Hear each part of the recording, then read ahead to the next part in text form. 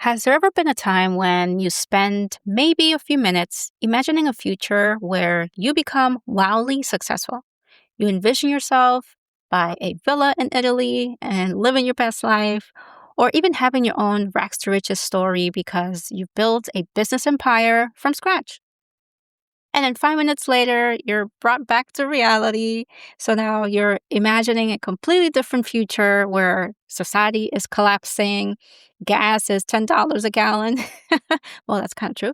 Buying a home is out of reach, family you dream of having seems so far fetched. Your Wi Fi stopped working. Everything seems to be going wrong. And can you believe it? This is your same brain leading you astray. I mean, who told your brain that you could go from bloom to doom on a random Tuesday? The nerve. But the funny thing is that most of us spend our lives bouncing between fantasy and catastrophe while completely ignoring the vast territory that exists in between. And that's exactly what I'll be talking about today. The cone of plausibility. And it is a fascinating futures thinking tool that helps us stop predicting the future and instead begin preparing for it. And contrary to popular belief, the future isn't just one destination. It's actually many destinations within your journey.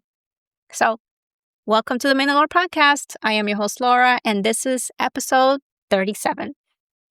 We all know that humans are absolutely terrible at predicting the future. So, yes, I know there are psychics and people out there who do all the things. And by terrible, I mean we consistently overestimate some things while underestimating others, and somehow still remain so confident about it all. Psychologists have spent decades documenting the forecasting error in our ways, and we suffer from what you can say is optimism bias, where we blindly ignore the red flags that are right in front of us, right? When it comes to any situation. We suffer also from pessimism bias.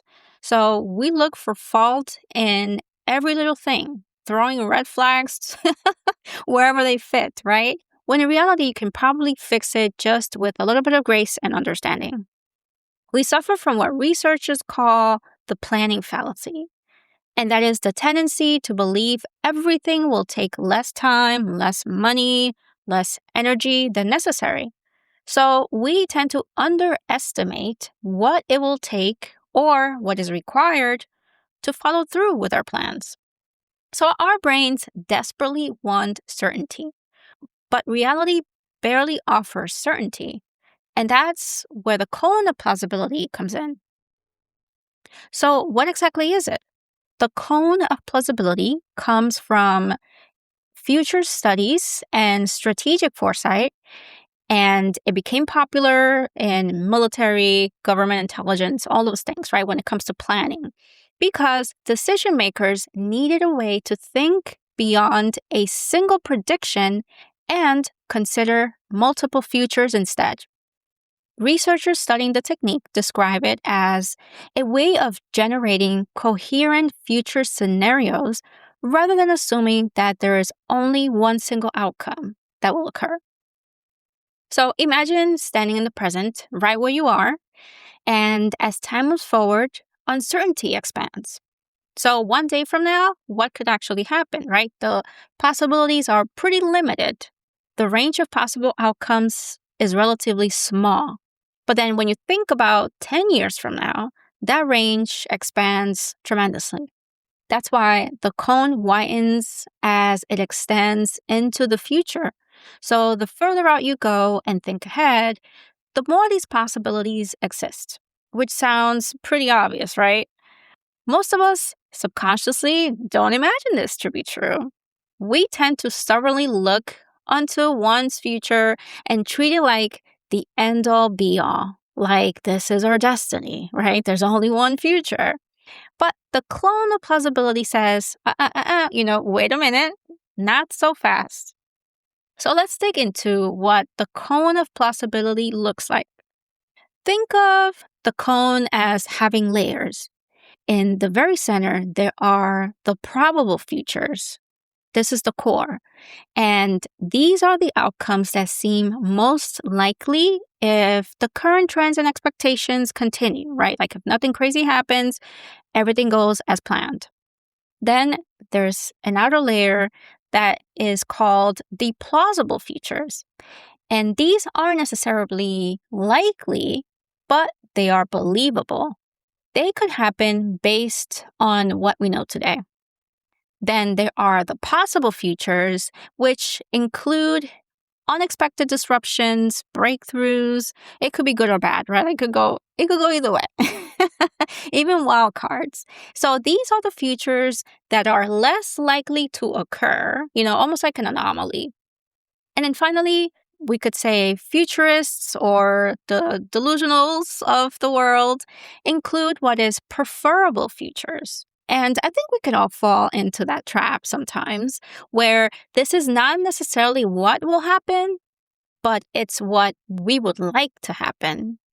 And honestly, that distinction is what changes everything. And it keeps us a little stuck in our ways and in our minds because, as you know, because we are people, we spend years confusing what is plausible, which is the outcome that may occur and could occur, maybe, with preferable, which is the outcome that we hope will happen. So I'll give you an example. Let's say you're in high school and you're trying to figure out what you want to do when you grow up. So you realize that maybe the ideal or preferable future for you is to become the CEO of a Fortune 500 company, right? Because, of course, our dreams are crazy when we're growing up and we think we could do everything, and maybe we can. But it's plausible, right? Remember that. Is it plausible? Yes. You can become the CEO of a company as long as you get the education, the connections, the right experience. It can definitely happen. So notice I didn't say a Fortune 500 company. I said a company. The likelihood of that happening is less likely, right? When it comes to a Fortune 500 company, you could have the education, the right connections. You can go golfing every weekend with investors, everything, right? The board of directors, do they approve of you? Do you have the exemplary track record building other businesses? Are you an expert in your field? There are so many factors that come into play when it comes to you being selected as the Fortune 500 company CEO. But that doesn't mean that it's not possible, right? It's plausible, but the possibility of it becomes less and less when you think about all those factors. Now, the wild card or improbable thing would be you taking over Amazon, which we all know that probably will never happen for the 99.99% of us. Because obviously, I don't think Jeff Bezos is going anywhere anytime soon. But also, I will never happen unless you're probably a true unicorn or maybe someone from the family. Here's where it gets interesting. Most anxiety comes from treating one negative scenario as the inevitable. So just because you didn't get into that Fortune 500 company, now you're thinking that the whole idea is useless. You start doubting yourself, did I fail? I'm not who I thought I was going to be. And then you start confirming that by looking for any little clue that supports your claim. But the cone of plausibility reminds us that one possible future is not the only future. Your fear is usually describing a future in your mind, not the future. A future could be you being the CEO of a local business, a bank, or a charity. The future that most will get stuck on is that of becoming the CEO of a Fortune 500 company. So you see, you're still a CEO. You just didn't become that CEO. But either way, you stuck to your guns. You achieved the goal of becoming the CEO. And that's the difference. So once you understand that progress, even if it's small, is still progress. Once you realize that, you are going to feel incredibly free. Now, talking about Amazon, if someone told you 20 years ago that we'd be buying literally anything off of an online store like Amazon or any other online store, you'd think, they're crazy. But when you think about it, at the time, You can say that the probability was quite small. It was plausible because we did have the internet. There were things in place. But was it possible? You would say maybe not. Amazon started selling books online. And if you think about it, it was actually a great strategy because books, when you think about it, they usually come with a recommendation, a best-selling stamp from the New York Times or anywhere else. And there's this less likelihood that books will be returned because you're reading it, you either gift it to someone else, you donate it, whatever. A less probable but plausible future existed when it came to Amazon. It built trust by selling books. Then they started adding other items, which probably things that you couldn't necessarily try on and return. But if they would have gone straight into, selling all kinds of things, clothes, shoes, everything else, it would have probably taken them straight into bankruptcy, and the trust of buying online would have been lost. You can say now that we are almost too dependent on online shopping. It's even a preference at this point. So consumer habits have changed over time. But my point in all of this is that Amazon saw a future that was plausible, but because others dismissed it, they didn't think that it was plausible at the time, but they did. And the future that eventually arrived wasn't the one most people thought was probable. It was one that was merely plausible. And that's a powerful lesson. Today's slim possibility can become tomorrow's reality. So don't give up, believe in your dreams as long as you give yourself the understanding of what is possible with what could exist. Here's a simple exercise. I want you to pick a question, and I'm going to use an example, right? So the question, maybe it's, I want to buy a house. So obviously grab a piece of paper and a pen, pencil, and then draw 4 columns.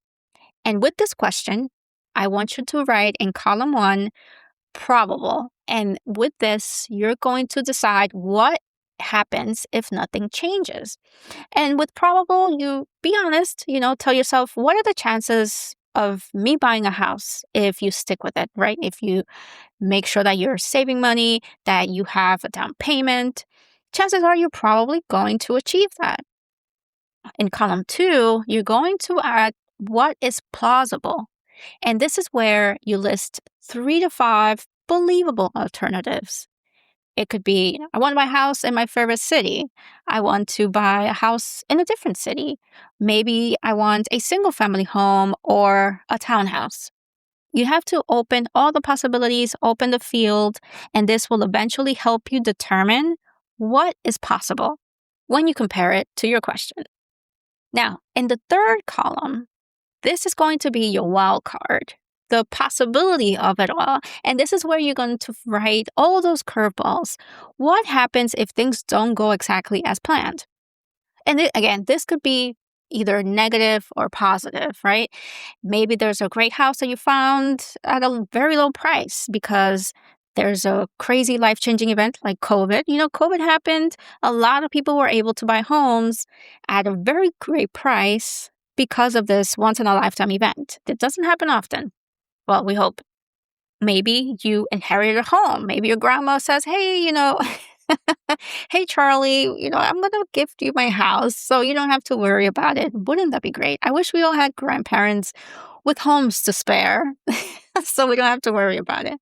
Or maybe you went from having a 2-income household to a single income, and now you thought you could buy this, great house, but now you're thinking, well, all we can afford right now is a condo or an apartment in a not so great part of town. So you have to put all the things that could happen as a wild card or as a curveball. Then in column 4, you add what is preferable. And remember, this is what you actually want for yourself. Not what your parents want or your partner wants. Well, unless you're married and you have to make decisions together, that's a different story. But not what social media wants, what you want. And this is where strategy begins because you want the typical home, maybe a 3-bedroom, 2-bath, nice yard, a nice suburb. These are things that are going to make you happy. You could find a 2-bedroom, 2-bathroom apartment or home that's absolutely gorgeous, but it's not the 3-bedroom you want. So hopefully this will help you determine what you prefer and align it with what is plausible. So the cone of plausibility isn't really about predicting the future. It's about expanding your imagination, because when people become trapped in the idea of how things are supposed to be, it's often not because they lack options. It's because they can't see past the end of their nose. Mostly because they're too short-sighted. They can't think past what it's in the current moment. They become hyper-fixated because they are focused on this single outcome. And then they wonder why they feel stuck, why things aren't going their way. Because the future isn't a tunnel. It's actually a landscape that requires a little bit of planning, a vision to get there. So one of the most liberating realizations that I've had is that certainty is actually overrated. For years, I thought confidence meant knowing exactly what would happen. But now I think of confidence as being able to move forward without needing to know, right? Without that certainty. And the cone of plausibility reminds us that life has always contained multiple futures. The uncertainty of it all isn't something new. You're just now noticing it. And that's not the problem, right? Instead, look at it as an invitation to look beyond what is possible. Think big, but give yourself the grace to maneuver through all the changes. So the next time you find yourself obsessing over one outcome, be it good or bad, remember the cone. Remember that your current reality is not evidence of a single predetermined future. It's simply the starting point. The future is wider than your fears, and it's wider than your plans. And it's definitely wider than whatever dramatic storyline your brain has come up with when you're up thinking at 2 a.m. And the goal isn't to predict what's coming. Your goal is to become flexible enough to meet a desired outcome, not the outcome, but a desired outcome. And that might be the most useful future skill you take away with you today. That is all for today. If someone you know needs a little cone reinforcement, please share this episode with them. And don't forget to leave a little room for possibilities that you haven't imagined yet. All right? So until next time, stay curious. Take care of yourself. Bye.